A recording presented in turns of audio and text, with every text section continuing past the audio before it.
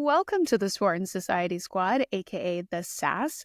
Each week we bring you 3 sport or society stories to break down and give our sassiest takes. With those sassy takes, we do want to give you a content warning that some of the language used on the pod may be explicit. We just ask that you please be mindful of where you're listening and who you're listening with. With that, let's get into it. I'm here with co-hosts Wahida and Arison. How we doing? Hey, happy birthday, Wahida. Thank you. Birthday. It's a big number, y'all. Big number. She's finally an adult. I feel like a big kid. You're finally an adult. She's an elder. I'm an elder. Sorry. I kind of am. Okay. She's on the okay. pod. She's the elder of the pod. Yeah. Oh. I wear it with a badge of honor, you guys. Okay, so beautiful. It's quite all right. But Okay. yeah, it's a good year. We're leaning in. But anyways, before we get into the playbook for today, I want to go through a quick highlight. We will cover a few sport and society highlights from this past week so our listeners feel like they are in the know with the sport and pop culture world. You're welcome. Here are the highlights that we won't be breaking down in depth, but think are worthy to note. So in sport, in NBA news, San Antonio Spurs Hall of Fame coach Greg Popovich is not expected to return for this season. His future is uncertain as he recovers from a mild stroke he experienced in November. So we're sending him and his family a lot of love, but sad news for the Spurs Foundation, and the NBA world, period. Yeah. Legend. Yeah. Speaking of the Spurs, another big hard one. In the game. I don't know. Out of the game. He's out of the game. Young star Victor Wembanyama will be sitting out the rest of the season as well, while he heals from an injury called deep vein thrombosis. This injury is what caused Chris Bosh to retire early. So we are hoping Wemby is able to bounce back, especially because he's so young. Yeah. Yeah.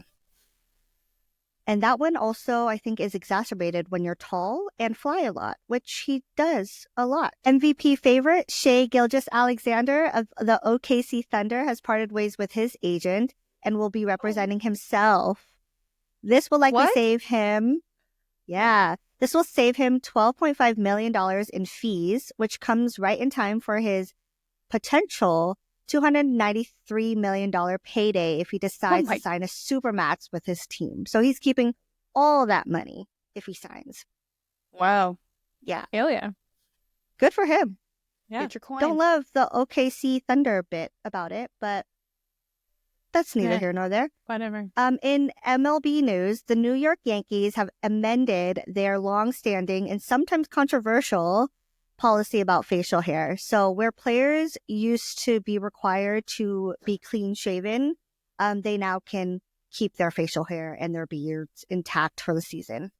That's crazy. I had no idea that, that was a rule that they had.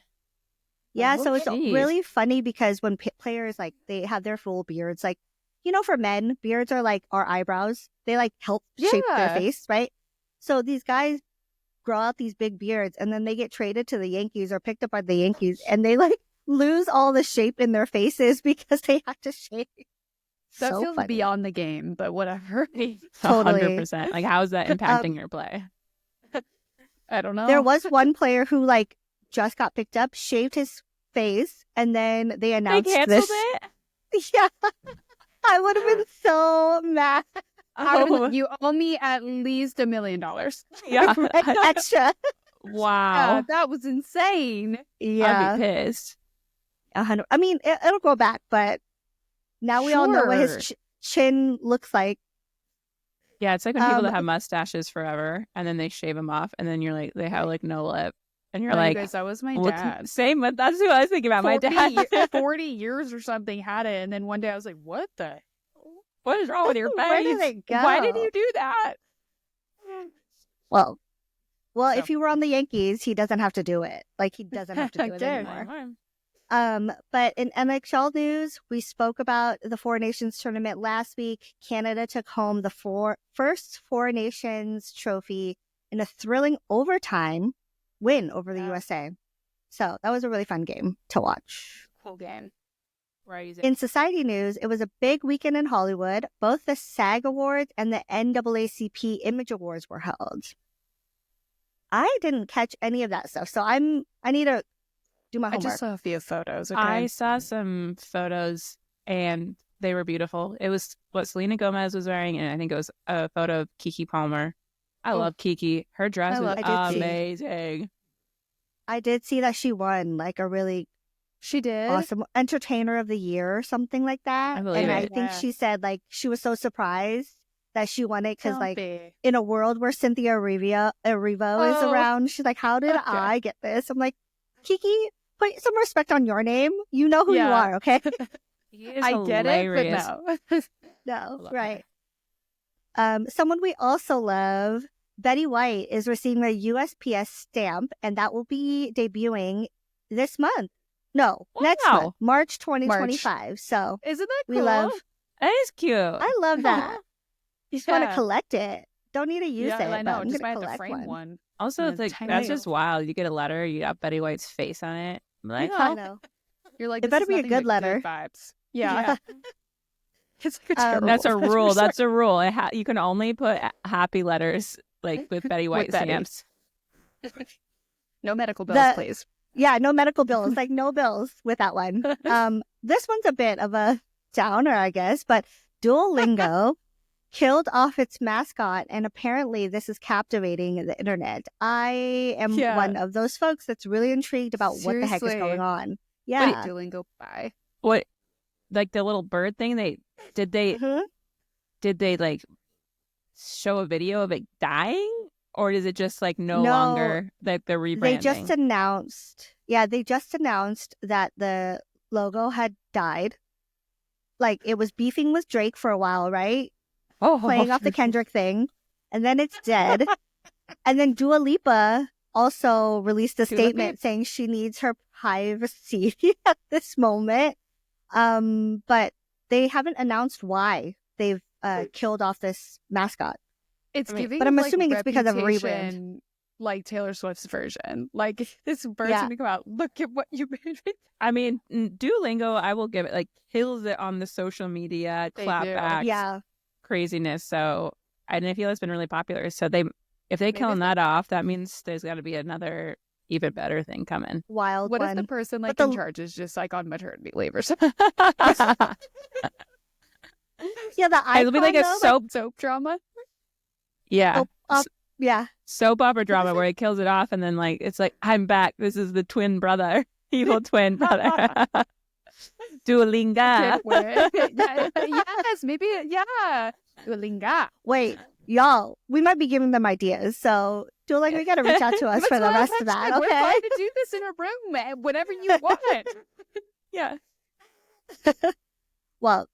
Well, I'm excited to see what comes out, but the logo right now is just like a bird with like X's over its eyes. So they're really going hardcore with it. Jeez. I love it. Well, moving on, Cynthia Erivo, I need to say her name correctly, Erivo, will host the Tony Awards this June. Something else to look forward to. Yes. I'm excited to hear her performances, because don't the hosts typically like perform throughout the show? No, probably. I mean, her and Ari are supposed to open the Oscars next weekend, so I'm excited for that. Yeah. I thought that was rumored, but we'll find out. Oh, well, it could be a rumor. It's a rumor that made it to me when I'm on social, so that feels big. Legit. In more big news, a jury finds rapper A$AP Rocky not guilty in his gun assault trial. He was also announced as a creative director for Ray-Ban not too long afterward. Yeah. They're like, and now we can announce that. See, Chelsea, y'all were getting on me for that story we did about, wasn't it A$AP Rocky? I think that he was guilty. You were all up in my ass about like, you believe in assault and murder, and you didn't prove that. I was like, hold up, I'm just asking clarifying questions, and it hasn't been found guilty. So, they were saying, sure. Just attacking me. Listen, I just thought like gun violence is not something to joke about, which I think we could all agree about. Fuck off! I won't say you're 100%. Gaslighting me. Gaslighting me hard right now. What I read though, I don't know. You're talking. What I read though was that like some of the jurors were saying that they think he shot the gun, but for some reason, like according to something, they didn't find him guilty. I don't know. Like, Maybe I don't really understand that, but that's what's coming out. Yeah, but you know what? Even though he shot it, doesn't matter. You know, he's still getting money with Ray-Ban. Yeah. All I will say is I'm happy that he's not in jail because he has 2 young children, you know? True. So still don't think it's fun to play with guns, but... Y'all, this is not on the Society highlight, but did anyone see that Riri announced that music's coming? She's been working on music for the last 8 years. Oh, no. What? You guys missed it? So she's actually been gaslighting us for the last 8 years. Yeah, she put out a statement, or like it was in like Harper's Bazaar, some magazine, and pretty much was like, I've been in this studio for the last 8 years, and you guys no one's gonna expect the type of music that I'm coming from, but it's like a free, like it's opera, creative, like, but no one's gonna expect this from me. Okay, do we know when this is coming? No, man. Oh, the fact shit. that Maybe another 9 years. The fact that I know this before you two is insane, and I feel like I just won the pod. I don't know. Hey, it was my birthday weekend. I was out. I was pretty preoccupied, okay? So was I. I was on social media. I was in a basketball gym for most of my week. I'm not even on social, so I have nothing to argue about. Well, we're excited about that news, and congrats to Rocky, too, for getting that creative ASAP. director gig. Yeah. But speaking of other controversial trials, Diddy's lawyer has removed himself as counsel leading up to his trial. So that's leading a lot of folks to believe that, you know, this trial is going to reveal a lot of shady shit. So that just sounds awful. We're going to have a lot to report, I think, in the next few months about that one. Hell yeah. Diddy. Wow. Yeah. Oh, what a huddle, Wahida. Let's get into today's playbook. For today's playbook, I will be starting off with breaking down the MLS season kickoff. Then we will recap. Then we will recap. Recap. Then we will crap. And we will crap. Then we will recap all the drama from the Temptation Island crash out. Okay. And lastly, we will finish with a discussion on NBA trade deadlines and what they mean. Bah. Bah. Bah. What All they right. mean. With that, I'm going to kick us off with our first topic. Woo! So now that football is officially over, the OG football season has begun, or soccer, as we call it in the States. So this last weekend, the men's Major League Soccer kicked off their season. So the Sounders, which is our local MLS team here in Seattle, tied their home opener 2-2 with the Charlotte FC. Looked like a fun game. A friend went to it. It was also pouring down rain. Miserable there. Yeah. There was like an rain. atmospheric river during the game. Like, pouring down rain. Yeah. This is why basketball is real nice, because you get to be inside all the time. And hockey. But to break down the MLS a little bit for our listeners and people that maybe want to be a little bit more familiar with soccer, like Wahita. So the little breakdown on the MLS, for those who don't know, it's the professional soccer league for the U.S. and Canada, and was founded in 1996 after the U.S. hosted the World Cup in 1994. So that's kind of what kickstarted this league, and it started with 10 teams. So now it's got a comprise. She wrote her notes, ladies and gentlemen. Just because I can write the notes doesn't mean I can say the words out loud. Give us that. Yeah, let us have comprised of 30 teams. So there's 30 teams in the MLS. 27 U.S. ones, 3 Canadian ones. Only 3. And yeah. Vancouver, Toronto, and I can't think of the third place. Montreal. Saskatchewan. Minnetonka. No, those are Those are. It's just putting out. I was like, provinces. I think those are just I just like saying Saskatchewan. I want to say Newfoundland. So the season runs from now, because it's the season opener, to October, and how the league divided is between Eastern and Western conferences, and it's split like geographically. Oh, cool. So each team plays 34 matches in the season, and then they play everyone in their conference twice, and then they'll play 6 cross-conference games. Okay. And then how the playoffs and everything work. End of season, the top 7 from each conference automatically go to playoffs for best of 3 series, and then the next 2 after those 7 from each conference, they play single elimination game to kind of get into the playoffs. So yeah, and what I think is cool, because I am not as familiar, I've gone to soccer games, but how they track standings is, how actually I don't know how baseball and other stuff goes, but football, it's a little bit different, and then it's just a point system. I was like, yeah, because they can tie, because other sports can't tie. You have to win. So there's they track standings by points. So you get 3 points for a win, 1 point for a tie, and 0 points for a loss. That's crazy. And so then in your conference, which I think is cool, instead of breaking up the conference into multiple divisions, because you play everyone twice, it just it's just by points. So whoever has the most points is the top of the league. It's actually kind of nice, because that makes a lot more sense. Not just wins, it's how you did in the win as well. Wait, Yeah. no, I don't even know if that made sense. I will say though, as somebody who is not so versed in soccer, until you explained that, I didn't understand how the fuck the standings worked. I was like, how do you even count these tied games? Because it was or matches, because that happens so often, which I understand. They're already playing 90 minutes, right, of straight soccer. And then plus extra time if they have any penalties or whatever, cards or whatever that is, right? They just add the time onto it. Yeah. And so it's just it was always really interesting to me that games or matches could end in a tie, but I understand why. When you're just running for 90 minutes, you can't. Sometimes there's not going to be a winner. You just got to break. You're just constantly moving. The whole time. Yeah. So it's fun. I mean, I remember my first MLS game was when I was living in Portland, in the Portland Timbers.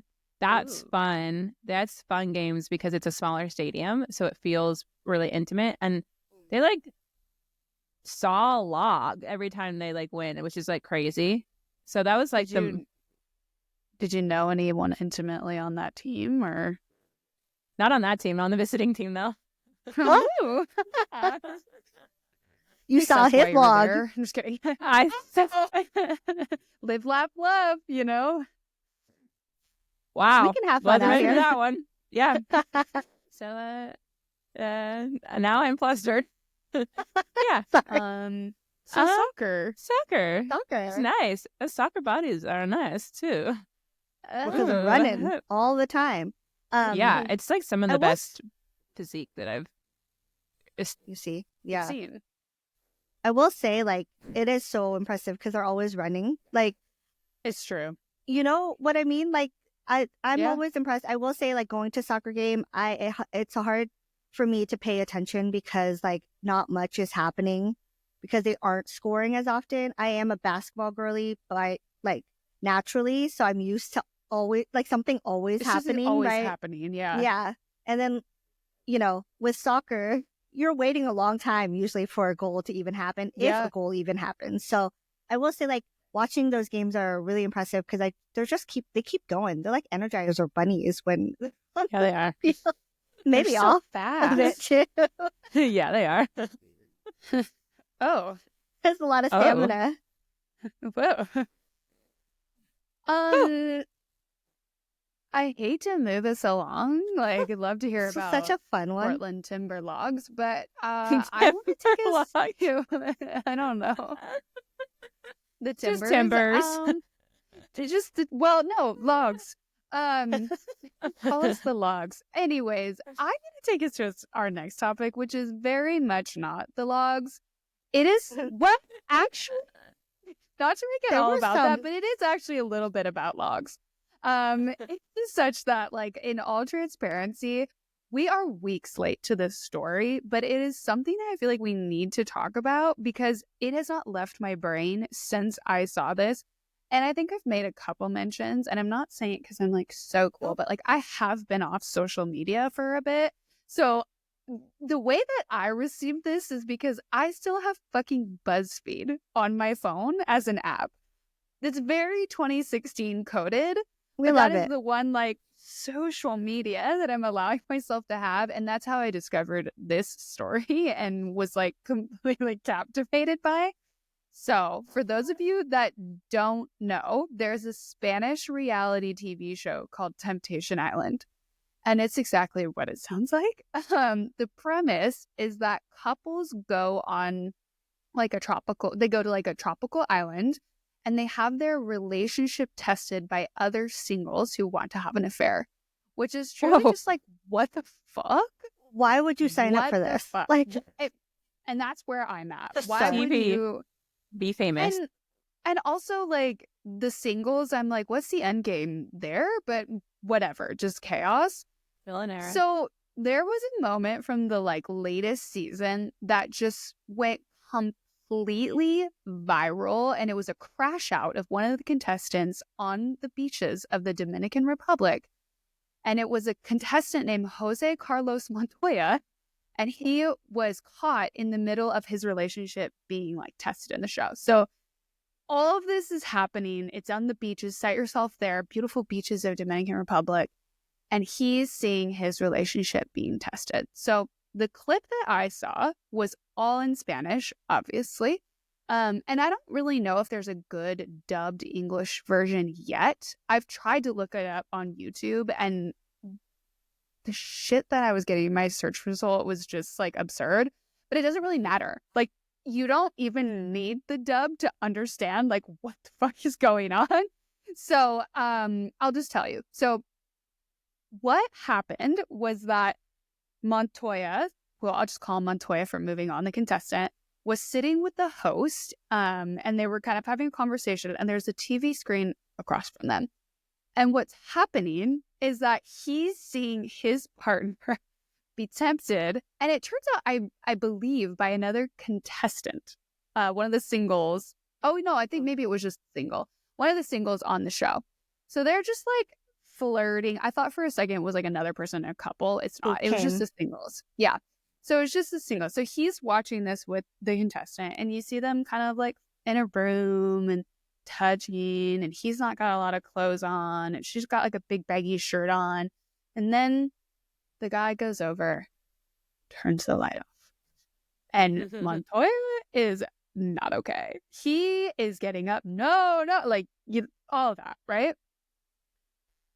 This is where I'm kind of like, fuck, are they allowed to show on TV in Spain? Because what you end up seeing is them in bed, and he's watching this all go on. They're clearly making out. He's just seeing himself get cheated on. And it continues to escalate. And you see a lot. They are doing the date. And there's no, yes. And it's very visual. Really? Wow. And so the moment that goes viral is Montoya is like screaming at the TV. And then that's when he decides, I'm not standing here for this. He leaves and he starts to run down the beach towards the villa that they're in. And he's screaming. Meanwhile, thunder and lightning are happening on the beach. You couldn't have like written this better. Montoya, no. And he's like just screaming. And then it pans to like other couples that are in the villa, and it's like panning to them and then back to the room where they're still just going at it. Other couples all of a sudden hear him coming, and they're like, oh my God, like what is happening here? Literally, other people looked like they were maybe also doing things, and they're like completely separating, like, no, don't go in. Then it pans back to the couple. They hear him, and they're like, oh, like, maybe we got to stop. Then the girl comes rushing out, like his partner, and they start screaming at each other because backstory is apparently he had been tempted. And I can't remember if we got like a kiss or a lap dance. And that pissed her off. And so this was the like kind Payback. of like reaction payback. Wow. And so then Montoya finally fuck with her. leaves. And he's just like sitting on the beach. And like the tweets that BuzzFeed had just like clipped and put like in the article were insane.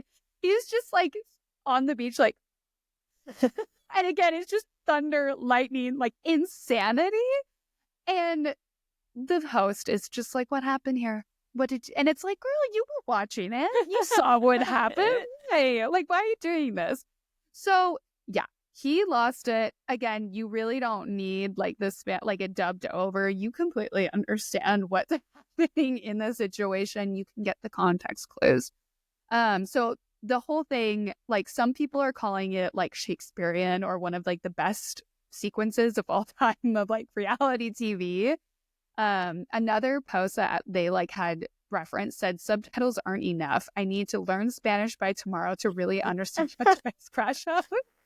But the other side, which I'm curious one to hear like what your thoughts are just in general, but the other side was some people were upset that the masses were tuning in for this type of behavior for entertainment. And just saying like, you know, yes, this is really big entertainment, but why are we like propping this? Like it was crazy, but like, are we really like spending our time focusing on just like the demise? Like, why is this show even happening? Like I think it originally debuted in 2003 and even like the US one is done. Like it's been canceled. I remember so, like, why watching are we the still US doing one. this? So curious your thoughts. I know, Wahid, I'm sure you have more tea from like Twitter and all of that, but yeah, well, it came across my Twitter, but I had no idea.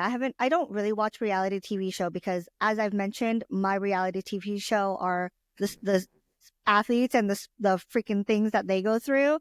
But you know, I was surprised that reality TV show especially came across my timeline because it's based in Spain. Like what? Yeah. Not only is it not like something I would even try to watch, but like it's from based in another country.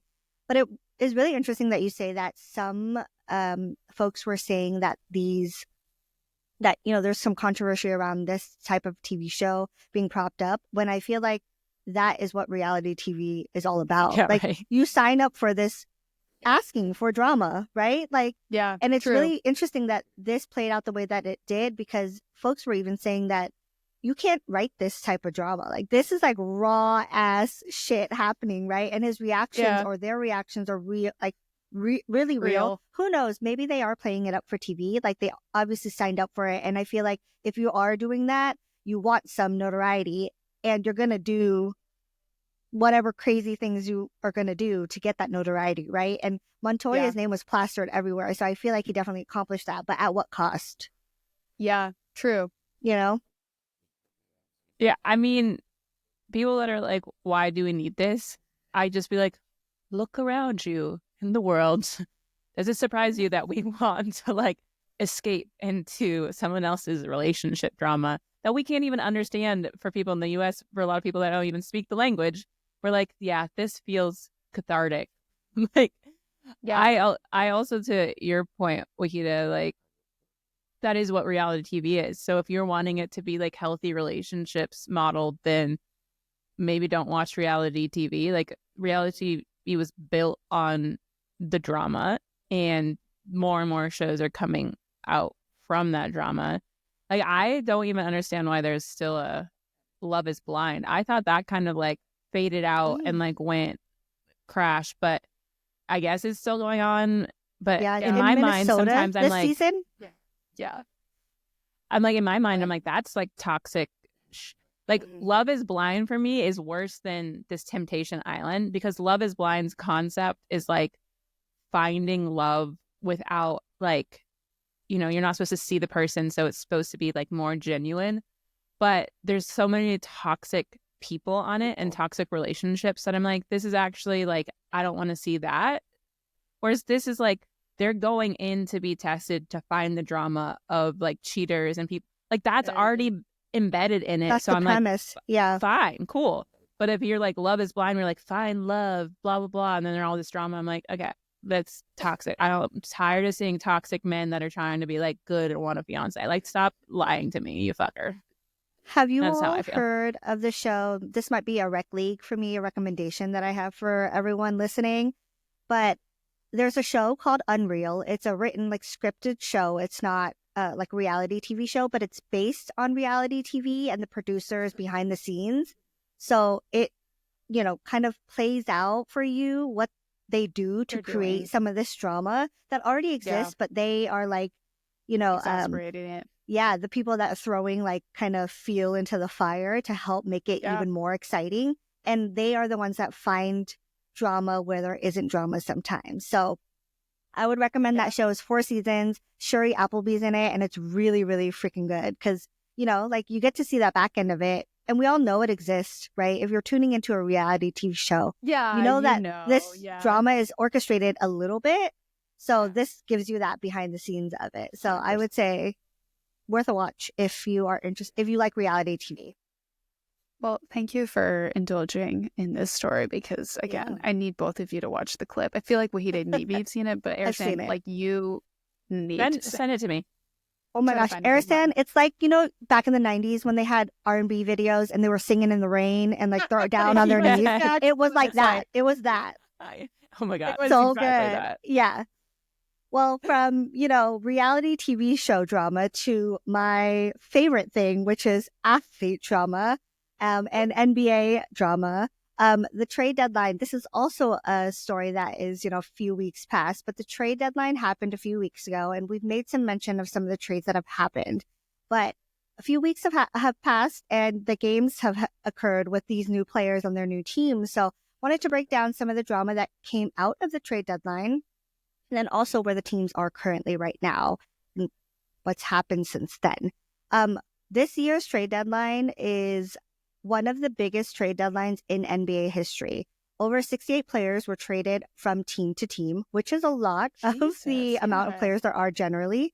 And, the trades happen, like I mentioned, usually at the middle point of the year, but this one fell kind of 2/3 of the way down the season. So there really are only 25 games left. And so these new teams have to get familiar with each other really quickly, right? So the biggest shocker from this year especially is that a lot of big names were traded. Franchise players were moved around, and usually those players historically have been untouchable. Like, you don't move those folks because they're once in a lifetime, right? Like moving Michael Jordan from the Chicago Bulls, like in his prime, which is ridiculous to think about. So going through some of the biggest headlines, we all talked about the Luka and AD trade between Dallas and the Los Angeles Lakers. A little bit more in-depth conversation around that. Everyone thought Luka was untouchable because he was one of those generational players and still very young. Well, apparently not, because they traded him for AD, Anthony Davis from the Lakers, who is an older player. We mentioned last week he's injured already. He got injured in his first game with the Mavs. And he was meant to be their big guy, one of their centers. Well, they typically have 2 other centers, like, backups, right? All of their centers are injured at this point. So they don't have anyone playing a true center position on their team, which leaves a big gap if you're playing a game against a lot of other Western Conference teams. Mm-hmm. Yeah. And since the Lakers traded away Anthony Davis, who was playing their center role, they needed to find another guy, right, to fill in his shoes because they didn't have anyone. They were a small team. Well, they traded away one of their rookies named Dalton Connect, promising guy, was actually looking really good on the court. They traded him away for a rookie or a center, big guy from Charlotte. After all of the physicals and tests and everything, like, Dalton had made it to Charlotte. Mark Williams had made it to LA. They were suited up for their first games. They didn't play those games. I think Dalton actually might have gotten minutes. The trade was rescinded because LA said Mark did not pass his physicals. So they both get sent back to their teams that had sent them away originally, and said, we don't think you're the right fit for us, but now they're stuck back on these teams. So those 2 players had actually sat out a few games because they were dealing with the like psychological impacts of being pretty much told like you're disposable, we don't need you, and now we actually want you back and we actually need you and we have to. to. We don't want you back. Like we don't want you. We have to have you. Yeah. So that's going on with Charlotte, LA, and Dallas. As we had mentioned, Dallas is going through it because their GM also had received death threats. Their assistant coach is charged with something, right? Yeah. So Dallas fans are really, really going through it right now. That also like cost Luka a lot of money. I think if he had renewed his contract with Dallas, he would have made $115 million like for the next year. That's off the table now because he's in LA. So which is like that's what one of the reasons people like cite is wanted like to they get rid didn't of him. have to sign that big paycheck for him. Yeah. All right, so that's going on with them. We'll see how they do the last 25 games, if that really even bumps up their standings or if it leaves them in the same place that they were to begin with, but we'll see. Another big one, another big team, another, I would say, dynasty teams, Golden State Warriors. They also received a big name this past trade deadline. It was revealed that they were looking for all the All-Stars to try to fill out their big three because last year they lost Klay Thompson to the Dallas Mavericks. So it was just Steph and Draymond, who I think are both very familiar names. And they wanted to round out their team because they were not doing very well. So as we all know, we've mentioned Jimmy Butler wanted to get out of Miami by all means necessary. He was like, get me the fuck out of this city. Well, he initially said he was down to go anywhere, like really anywhere. And so teams came calling. They did not go through because he was, saying he kept just like blocking every single trade that came his way because he really wanted to be in Phoenix for some reason. But Phoenix has a player. Go anywhere. He didn't really want to go anywhere. He was just, saying that because he wanted to make a point that he just needed to get the F out. Well, Phoenix has a player by the name of Bradley Beal. If you all don't remember him, I mentioned he's one of my Hot 100. Like, I love him. Oh, shit. Okay. Look at him come through. He's not a solid player. Like, he's having a hard time this year. But he's signed to a contract that has a no trade clause. And that clause means that the player can decide whether or not he wants to be traded to a team. Oh, that's cool. I like that. Yeah, it's rare though. Like, I think he's one of two players that have that clause, and the other one is LeBron James. Like, pretty big deal, random. Right? Yeah. So Bradley Beal was like, I'm not leaving Phoenix, so Jimmy can't come here because there's no space for you, Jimmy. So Jimmy ends up in Golden State with Steph and Draymond. Their three salaries are 95% of the Golden State Warriors cap, right? It needs to work out or they're kind of really assed out. And so it's, I think, going pretty well now. Jimmy has said, like, I'm coming on. I recognize I'm not first or second option. I'm like the third option at this point. So I know I just have to get the ball to Steph and get out of the way. We don't know how long that'll last because Jimmy's used to being kind of in the spotlight. And him and Draymond have really strong personalities. So we'll have to see what that locker room ends up being like. Because Draymond has punched his teammate before. Jimmy is known for like calling out his teammates and like kind of embarrassing them too.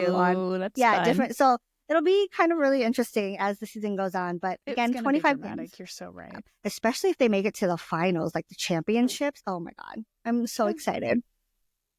As part of that too, you know how they called all the All-Stars? KD was one of the ones that they called, Kevin Durant, and he's on the Phoenix Suns. He used to play for the Warriors. They won a championship together, and Kevin Durant essentially was like, I don't want to go back. Y'all calling me, but I have no desire to leave Phoenix right now. So that leaves a few folks speculating that there was some drama that we weren't aware of between Golden State and Kevin Durant. Who knows? Interesting.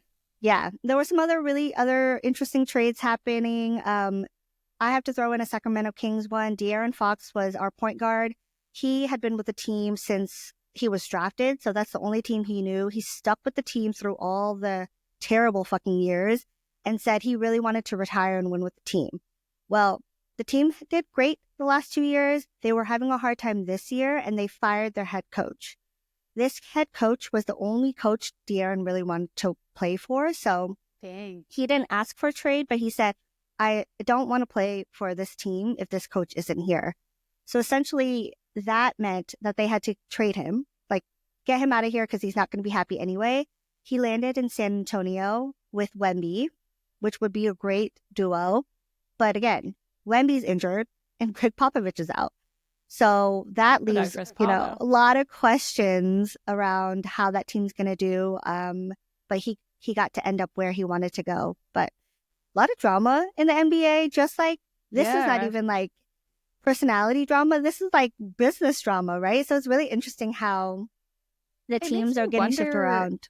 I don't know anything, but like the Luka thing, I'm like, is there drama between like the coach and him or something like that we just don't know about? Because you know how sometimes that stuff stays in the locker room? Yeah. It just makes me wonder because it feels a little dirty. And like to fuck over the whole franchise or like the whole team, it just feels weird. City. This mad. Yeah. I don't know if it's true, but I heard drama about the owners and stuff. Like it was like more of a business deal than it was a personality deal. Like it was by the numbers. But like, a little do spiteful, they not maybe think that like if we start losing, you're gonna have less people coming to the games? But I think what it was that the current owner, what they'll pay him.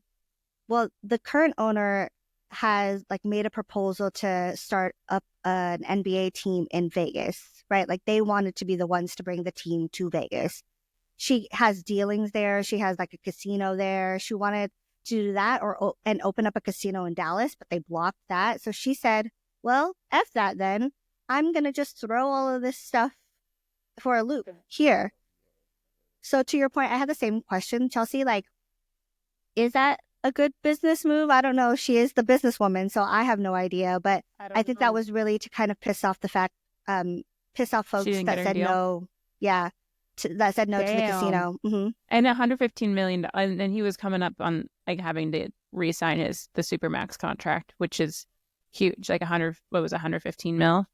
So there's also that to factor, and that then they were locked in on. So yeah. Who's to say? I think everyone in the sports world was a little like shocked by it all. Yeah. And it's one of those things. I've always thought about this during trade deadline and stuff, right? Because it just happens in the middle of the year. That's like going to work in the middle of your workday and them saying, "You don't work here anymore. You got to go over there, right?" Yeah. And so I always thought about like especially folks that have been on teams for a while and they build relationships with their like teammates, everyone. Yeah. And then they have to leave. Like, I understand that it's a business. Sure, shifts are gonna happen. Yeah. But to have it happen in the middle of the season where you have to just reacclimate, like, and leave your friends, like that kind of sucks. Like, I just think about it that way.